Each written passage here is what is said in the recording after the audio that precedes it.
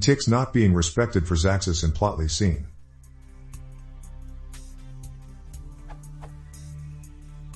Let's begin with the code.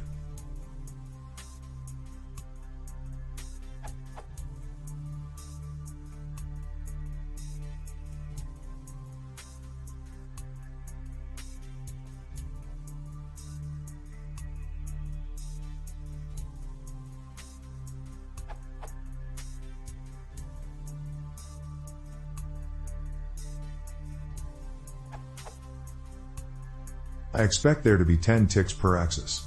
This is true for axis Y and Z, but not for X, Y.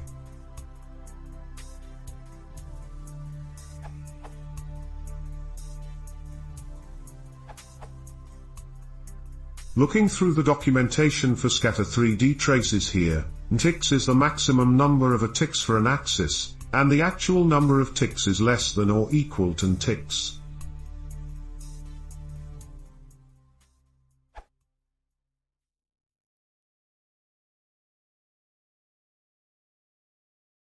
If you want to see more, please consider subscribing.